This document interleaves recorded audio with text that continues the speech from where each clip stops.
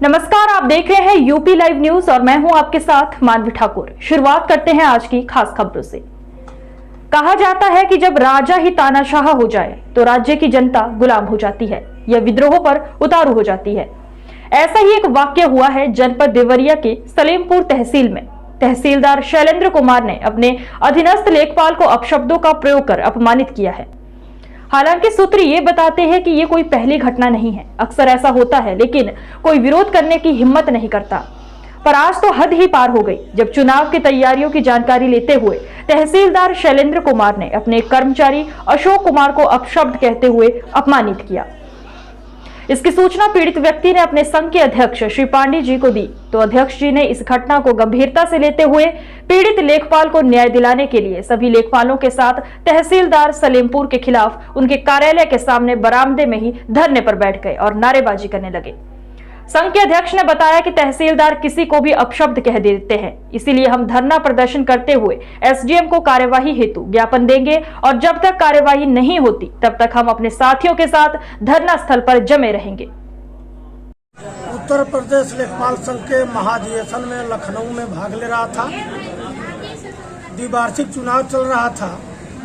उसी समय मुझे मोबाइल फोन पर श्री अवधेश दुबे ने जानकारी दिया कि सलेमपुर तहसील के लेखपाल अशोक कुमार के साथ तहसीलदार महोदय ने अपमानजनक शब्दों का प्रयोग किया है, मां बहन बेटी की गाली दिया है और उनको बर्खास्त करने के लिए चेतावनी दिया है। सारे लेखपाल उनके से क्षुब्ध है। जानकारी प्राप्त होते ही हम लखनऊ से चल दिए।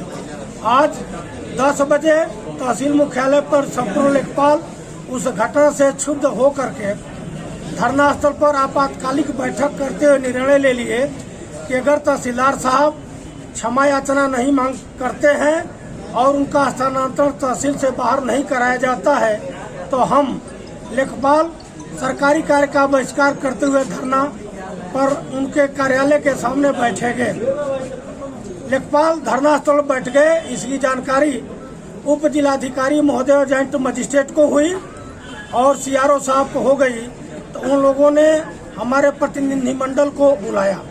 जैसा कि सब जानते हैं कि इस समय सारे चुनाव के कार्य चल रहे और संपूर्ण कार्य जो है घरौनी का काम जो कि हमारा नहीं है, ग्राम पंचायत विकास का काम है, उस काम को सरकार हमसे ले रही है। चुनाव में अन्य लोगों की ड्यूटी लगाई जाती है, सारे उनके अधूरे काम को हमसे पूरा कराया जाता है।